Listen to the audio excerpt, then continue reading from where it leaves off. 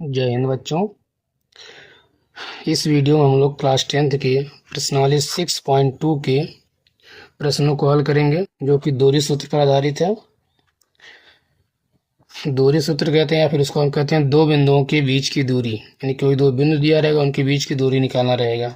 ठीक, तो पहले हम उस फार्मूले का डेरिवेशन कर लेते हैं, फिर फार्मूला बनता कैसे और कहाँ से आता है। और इसके पहले आप लोग चैनल पर नए हैं तो चैनल को सब्सक्राइब करें और बेल आइकन पर प्रेस करें, जिससे आपको नई वीडियो की नोटिफिकेशन समय समय पर मिलती रहे। तो आइए देखते हैं, हमें किन्हीं दो बिंदुओं के बीच की दूरी निकालना है। जैसे अगर मान लेते हैं एक काकी तल है, इसमें दो बिंदु यहाँ पर मान लेते हैं। ठीक है, अगर हम यहाँ पर मान लेते हैं कोई दो बिंदु है, इसको अगर हम मान लेते हैं P, और इसके कोई नियामक या निर्देशांक भी मान लेते हैं a x1 कामा y1 है, और एक बिंदु यहाँ पर मान लेते हैं Q, जिसके निर्देशांक हैं x2 और y2। ठीक, देखिए यहाँ पर एक बिंदु ये P है और यहाँ पर एक बिंदु Q है, जिनके पॉइंट x1 y1 और x2 y2 दिए हुए हैं। तो हमको यहाँ पर P और Q के बीच की दूरी निकालना है। तो देखते हैं, अगर हम यहाँ P से Q को मिला लेते हैं। ठीक, अब यहाँ क्या करते हैं, यहाँ एक हम लंब ड्रा कर लेते हैं। अब Q से यहाँ पर एक लंब ड्रा कर लेते हैं। ये क्या एक लंब है, अगर ये पी क्यू, इसको मान लेते हैं ये है। ठीक, ऐसे यहाँ से भी एक लंब हम खींच लेते हैं। ये भी क्या है, एक हमारा लंब है, इसको हम मान लेते हैं बी है, और एक लंब यहाँ से क्यू से इस पे हम डाल देंगे। ये भी क्या हमारा एक लंब है, इसको अगर मान लेते हैं, चलिए हम सी मान लेते हैं। ठीक, अब हमने क्या किया, यहाँ से अगर इसको हम ओ मान लेते हैं, इसको बी मान लेते हैं। ठीक, तो यहाँ पर क्या किए, ये ए पी भी एक लंब है, ऐसे बी क्यू भी एक लंब है, और ये जो पी सी बन रहा है ये भी क्या है, लंब है। तो देखिए, अगर इसका हम डेरिवेशन करते इसको लिख लेते हैं कि हमको दो बिंदु निकालना था। ठीक, अब यही हमारा पी और क्यू के बीच की दूरी निकालना है। ठीक है, तो यहाँ पर हमारा देखिए, ये जो पी के निर्देशांक हैं, ये x1 y1 है, और जो हमारे q के निर्देशांक हैं वो x2 और y2 हैं। यही तो है ना, इनके बीच की दूरी निकालना। हमने यहाँ पर किया क्या है, देखिए, चाहे तो इसमें लिख सकते हैं रचना में। तो रचना में हमने क्या किया, यहाँ पर पहले भी आप कोई बिंदु मान लिया, छोड़िए हटाइए, यहाँ पर यही है, इसमें लिख सकते हैं जहाँ ये क्या ए पी,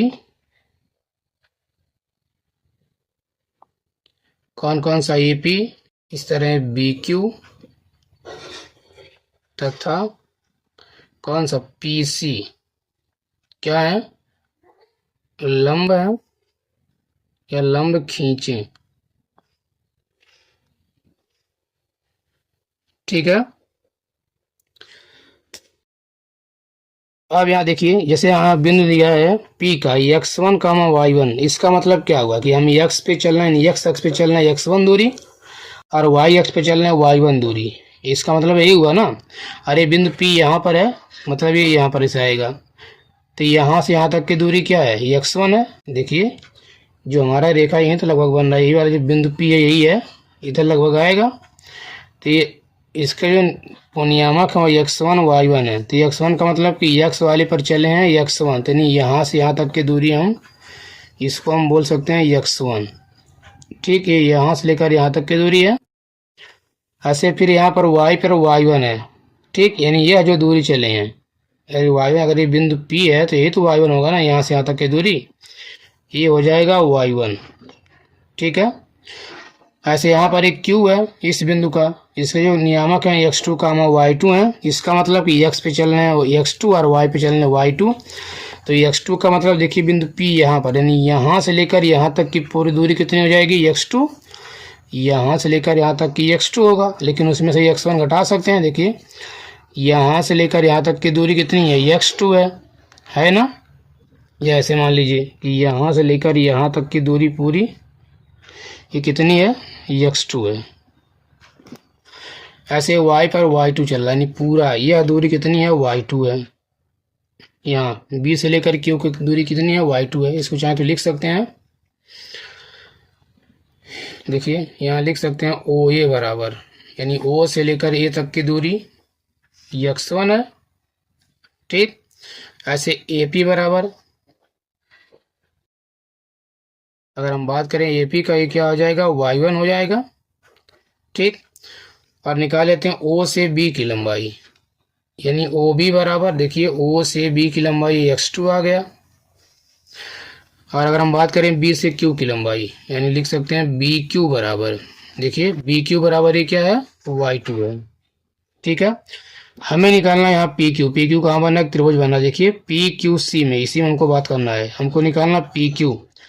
ये हमारा लंब है, अगर ये लंब बनेगा तो क्या बनेगा, कर्ण बनेगा, यानी कुल हमको जान लो मिला जुला कर हमको केवल कर्ण का लंबाई ही निकालना है। तो हम कर्ण की लंबाई तभी निकाल पाएंगे जब हमको यहाँ पर इसके आधार और लंब के बारे में पता हो। तो हमको यहाँ पहले PC निकालना पड़ेगा और QC निकालना पड़ेगा, ठीक। देखिए ये तो हमारा P, अगर हम बात करते हैं यहाँ देखा जाए ABCP में या फिर PCBA में, देखिए ABCP है जो हमारा बन रहा है, एक आयत बन रहा है। कैसे, ये लंब है तो ये भी 90 बनेगा, ये भी लंब है ये भी 90 बनेगा, ये भी लंब है तो ये भी 90 बनेगा। ये तो हमेशा सीधा होता है, यानी ये भी लंब बनेगा। तो यहाँ पर सभी कोण 90-90 हैं। और देखा जाए तो ये वाला इसके बराबर, ये वाला इसके बराबर है। इसका मतलब क्या होगा, एक आयत बनेगा। यहाँ लिख सकते हैं चूंकि ABCP इस बन रहा है A से B, B से C, C से P, ये पूरा ABCP एक आयत है।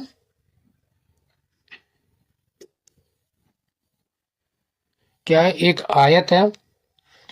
इसलिए क्या, अब जानते हैं ना, आयत की सम्मुख भुजाएं आपस में बराबर होती हैं, इसलिए लिख सकते हैं कि AP की जो लंबाई आएगा, या AP की लंबाई यह क्या आएगा, BC की लंबाई के बराबर आ जाएगा। बराबर लिख सकते हैं BC और AP, और BC का वैल्यू कितना, y1 है, तो ये आ जाएगा y1। ऐसे हम लिख सकते हैं यहाँ से AB बराबर, यानी यह भुजा इसके बराबर, बराबर लिख सकते हैं PC, और इनकी लंबाई कितनी हो जाएगी, AB बराबर PC आएगा। और देखिए अगर AB का मान हम कैसे निकालें, हमको इसका वैल्यू पूरे का पता, अगर हम AB निकालें या चाहे PC निकालें, अगर इसका वैल्यू निकालना पड़े AB, अगर हम पूरे OB में से OA घटा दें तो हमको AB मिल जाएगा। देखिए OB में से अगर OA घटा दें तो ये तो बचेगा ना, तो लिख सकते हैं AB या PC बराबर OB माइनस OA। अब OB का वैल्यू हमको पता है x2 है, और माइनस OA का वैल्यू x1 है, ठीक। यानी कि जो जितना AB का लंबाई उतना PC का लंबाई, यह तो हमको पता चल गया, x2 माइनस x1। अब निकाल लेते हैं QC, अगर निकाला जाए, देखिए अगर हमको निकालना QC का वैल्यू, क्या निकालना है, QC। देखिए QC, तो QC किसके बराबर है, अगर देखा जाए जो QC निकालना हो तो QB में से अगर हम BC घटा दें तो हमको QC निकल जाएगा।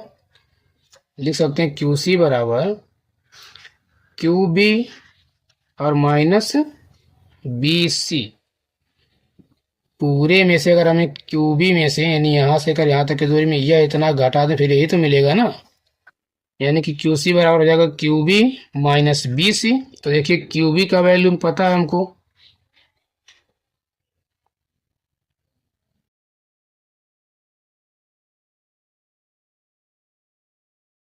तो QB का वैल्यू कितना है,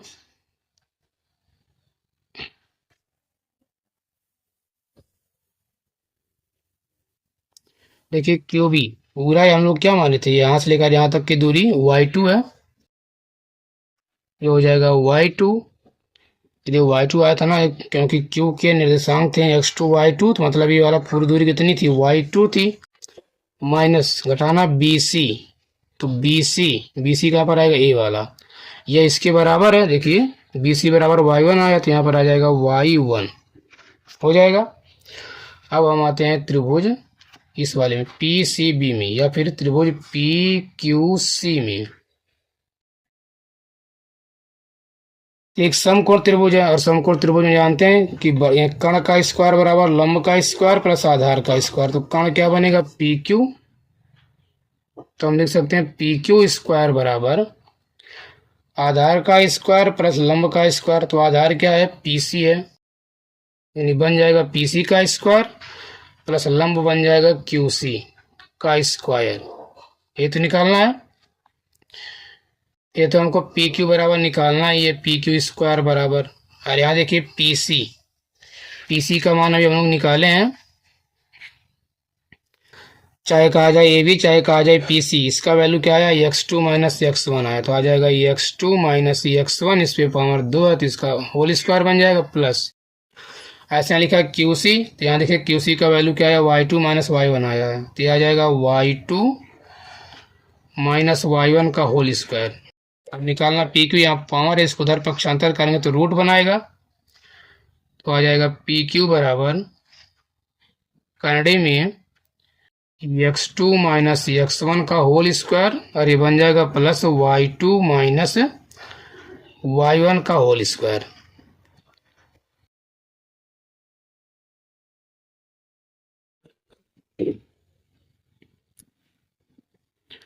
अब देखिए ये हमारा फार्मूला बन जाता है, नहीं कोई दो बिंदु P और Q हैं जिसके पॉइंट x1 y1 और x2 y2 हो, तो इनके बीच की दूरी निकालने का जो फार्मूला बनता है वो बनता है under root x2 minus x1 का whole square plus y2 minus y1 का होल स्क्वायर। ठीक है, अतः हम लिख सकते हैं, कहता है दो बिंदु, दो बिंदुओं, किन्हीं दो बिंदुओं के बीच की दूरी बराबर, तो दूरी बराबर क्या हो जाएगा रूट में x2 माइनस x1 का होल स्क्वायर और प्लस y2 माइनस y1 का होल स्क्वायर। ये हमारा दूरी फार्मूला बन जाता है। इसे हम दो बिंदुओं के बीच की दूरी या फिर इसको दूरी सूत्र या डिस्टेंस फार्मूला भी बोलते हैं। ठीक है, अगला देखिए, इसी माता किसी बिंदु P एक्स वाई की मूल बिंदु से दूरी निकालना हो, जैसे उसमें दो बिंदु अलग अलग था, अगर कोई एक ऐसा बिंदु हो जिसकी दूरी हमको मूल बिंदु से निकालनी है, जैसे देखिए हमारा जो फिगर उसमें बना था यही था ना, जैसे यहाँ पर एक दूरी, यहाँ पे एक बिंदु यहाँ था, एक बिंदु यहाँ था, अगर मान लीजिए यही वाला बिंदु यहाँ पर आ जाए, यानी अगर हमको केवल यह दूरी निकालना पड़े तो इसके तो पॉइंट 0,0 बन जाएंगे। ठीक, और इसमें अगर हम केवल एक को x और y मान लेते हैं तब क्या बनेगा, केवल x और y तो रह जाएगा ना, एक तो बन जाएगा 0। देखिए तब ये क्या बन जाएगा, इसी में जैसे यहाँ पर आया x2 माइनस x1 का whole square plus y2 minus y1 का होल स्क्वायर, इसमें अगर हम किसी जब मूल बिंदु से लेंगे तो एक x1 और एक y1 क्या बन जाएगा, 0 बन जाएगा। तो यहाँ पर भी आएगा 0, नहीं x2 माइनस 0 करेंगे केवल x2 बचेगा, और यहाँ y2 माइनस 0 करेंगे यहाँ भी केवल y2 बचेगा। या फिर इसको हम x2 और y2 न माने, एक तो आएगा 0,0 और एक को अगर हम केवल x और y मान लें तो आएगा x माइनस 0 बन जाएगा, एक बन जाएगा y माइनस 0। तो x माइनस 0 का होल स्क्वायर करेंगे तो केवल x स्क्वायर ही बचेगा और यहाँ केवल y स्क्वायर बचेगा, तो क्या आ जाएगा रूट में x square plus y square. तो याद रखेंगे कि किसी बिंदु की, अगर मान लीजिए बिंदु x और y है कि मूल बिंदु से जो दूरी का फार्मूला बनता है वो क्या आ जाएगा, यह केवल आ जाएगा रूट में x square plus y square. ये होता है किसी बिंदु का मूल बिंदु से दूरी बराबर जिसके निर्देशांक x और y हों। ठीक है, ये देखते हैं प्रश्नावली के प्रश्नों को। इससे पहले हम कह रहा है किसी बिंदु का भुज किस चतुर्थांश में ऋणात्मक होता है। चार चतुर्थांश होते हैं, उसके कुछ साइन भी होते हैं, जैसे पहले वाले का प्लस प्लस आता है, दूसरे वाले का माइनस प्लस आता है, तीसरे वाले में दोनों माइनस माइनस होता है, और चौथे वाले में क्या होता है, प्लस और माइनस होता है। ये तो साइन होता है ना। तो वही कह रहा है कि बताइए किस बिंदु का भुज, तो किसी बिंदु का भुज किस चतुर्थांश में ऋणात्मक होता है। भुज का मतलब x का वैल्यू, तो x किसमें माइनस में होता है। देखिए तो x का वैल्यू दूसरे वाले में माइनस में आता है और तीसरे वाले में आता है। ठीक, तो कौन कौन से चतुर्थांश हो जाएंगे, तो हो जाएगा सेकंड वाला और कौन सा, थर्ड वाला। ठीक, लिख देंगे चतुर्थांश द्वितीय व तृतीय में। दूसरा कह रहा वह बिंदु जिसके निर्देशांक धनात्मक हैं किस चतुर्थांश में होगा। तो धनात्मक किस में होता है, ये दोनों प्लस प्लस में है, केवल पहले वाले में होता है। प्रथम चतुर्थांश का चिन्ह प्लस कामा प्लस ही तो होता है ना, तो ये कह रहा किस में दोनों प्लस में आते हैं, भुज भी और कोट भी। तो क्या हो जाएगा इसका आंसर, इसका हो जाएगा प्रथम चतुर्थांश। ठीक है। तीसरे वाले में देखिए, तीसरे वाले में कह रहा तीसरे चतुर्थांश में भुज व कोट के चिन्ह क्या होंगे। तीसरे चतुर्थांश में भुज व कोट के चिन्ह क्या होंगे, ये तो कह रहा ना। तो तीसरे वाले का साइन जानते हैं, दोनों माइनस का माइनस होता है। ठीक, तो भुज का भी चिन्ह माइनस आएगा और कोट का भी चिन्ह माइनस आएगा, यानी क्या हो जाएगा माइनस कामा माइनस। ठीक है। चौथे में देखिए, करा किस चतुर्थांश में भुज व कोट अलग अलग चिन्ह के होते हैं। मतलब करा कौन कौन से चतुर्थांश है जिसमें भुज का मान अगर मान लो प्लस में आए तो कोट का वैल्यू माइनस में आना चाहिए, या फिर अगर भुज का मान माइनस में आए तो कोट का मान प्लस में, मतलब एक प्लस हो और दूसरा वाला माइनस आना चाहिए। जैसे किस में आता है, तो हमें पता है दूसरे वाले में साइन आता है माइनस कामा प्लस, इसमें दोनों अलग हैं, और आता है चौथे वाले में प्लस कामा माइनस। तो किस में अलग है, दूसरे और चौथे वाले में। तो लिख सकते हैं कि द्वितीय चतुर्थांश तथा चतुर्थ चतुर्थांश में, या फिर द्वितीय तथा चतुर्थ चतुर्थांश में क्या होंगे, दोनों चिन्ह अलग अलग होंगे। ठीक। अब यहां देखिए, थोड़ा सा ध्यान दीजिएंगे। देखिए पांचवें वाले में कह रहा है बिंदुओं ओ जिसके पॉइंट या नियामक हैं 0,0, ए 5/0, बी का 5/3 है, सी का 0/3 है, को निरूपित कर ओ ए बी बी सी व सी ओ को मिलाने पर क्या आकृति प्राप्त होगी। पहला करा कि इन बिंदुओं को इस पे दिखाना है, जैसे हम लोग प्रश्नावली फर्स्ट में देखे थे। तो पहले इसको निरूपित करना है। देखिए अगर निरूपित करना पड़े हमको तो हमें पता है, पहले कह रहा है 0,0, तो 0,0 हमारा यहाँ पर मिल जाएगा। फिर कह रहा है क्या 5/0, यानी 5,0, मतलब ए पे चलना है 5 और वाई पे चलना है 0। तो देखिए ए पे 5 और वाई पे, यानी एक्स पे 5 और वाई पे 0, तो यही मिलेगा। ठीक, ये क्या हो जाएगा हमारा 5,0 कह रहा है, इस पॉइंट को दिखाना भी, यही क्या है 0,0 हो जाएगा। फिर बी वाला, और इसको नाम दे देंगे ए। बी वाला क्या है 5,3, यानी एक्स पे चलना है 5 और वाई पे चलना है 3। तो देखिए जस्ट 5 के ऊपर और 3 के सामने, लगभग 5 के ऊपर और 3 के सामने यही पर मिलेगा। यह क्या, ये हमारा बिंदु बी है जिसके नियामक हैं 5,3। बात समझ में आ रही है। अगला वाला कह रहा है सी 0,3, यानी एक्स पे चलना है 0 और वाई पे चलना है 3। तो देखिए एक्स पे 0 वाई पे 3, तो यहाँ पर मिल जाएगा। ये कौन सा ही बिंदु सी है, क्या है 0,3, निरूपित तो हो गया। फिर कह रहा है कि ओ ए बी बी सी और सी ओ को मिलाइए।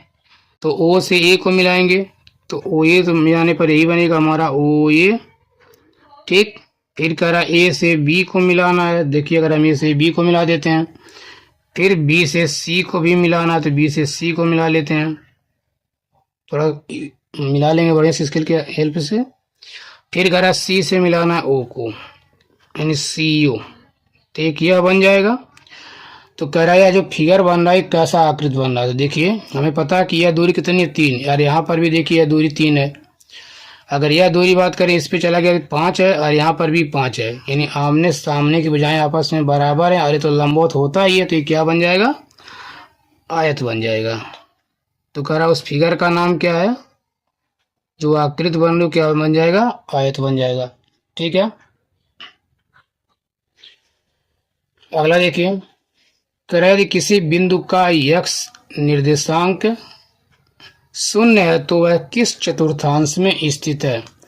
कोई ऐसा बिंदु है जिसमें x का वैल्यू क्या है 0 है। तो x 0 कब आता है, y अक्ष पर। याद है ना कि y अक्ष पर x बराबर होता है 0। तो अगर किसी भी पॉइंट में x का वैल्यू 0, यानी भुज का वैल्यू अगर 0 आ गया, इसका मतलब वो किस पर स्थित होगा, वह y अक्ष पर स्थित होगा, किसी चतुर्थांश के बीच में नहीं आएगा। तो इसका आंसर क्या आ जाएगा, हो जाएगा y अक्ष। कह रहा किस अक्ष पर या फिर किस चतुर्थांश में स्थित है, तो आंसर हो जाएगा वाई अक्ष पर। ठीक, अब देखते हैं क्वेश्चन नंबर 7। कह रहा एक बिंदु जिसके दोनों निर्देशांक ऋणात्मक हैं किस चतुर्थांश में होगा, यानी भुज और कोट माइनस माइनस किस में आते हैं, तो इसका आंसर क्या हो जाएगा, जानते हैं ना तृतीय वाले में आते हैं, तो हो जाएगा तृतीय चतुर्थांश, यानी इसका आंसर क्या हो जाएगा, तृतीय हो जाएगा। 8वें कह रहा है कि x अक्ष पर सभी बिंदुओं के भुज का मान क्या होगा। अगर कोई x अक्ष पर कोई बिंदु हो तो वहां पर उसका भुज का वैल्यू क्या आएगा। अगर हम x अक्ष पर चलें तो x का वैल्यू क्या आएगा, 1 2 3 4 5, कुछ फिक्स है, x का मान बहुत कुछ भी हो सकता है, यानी x का वैल्यू 0 भी हो सकता है, 2 भी, 8 भी, 5 भी, 10 भी, कुछ भी हो सकता है। तो इसका आंसर क्या आ जाएगा, कोई फिक्स संख्या तो आएगा नहीं। ठीक है, तो लिख सकते हैं कोई भी संख्या। ठीक है, समझ में आ रहा है। कह रहा है कि x अक्ष पर स्थित किसी भी बिंदु के लिए भुज का वैल्यू x का वैल्यू क्या होगा। तो क्या हम x अक्ष पर हमेशा कोई फिक्स दूरी ही चलते हैं क्या, 2 ही चलते क्या, कोई 5 ही दूरी चलते हैं, नहीं ना। कभी x का वैल्यू 0, कभी 2, कभी 5, कभी 100, कभी 50 भी हो सकता है, कुछ भी हो सकता है। ठीक,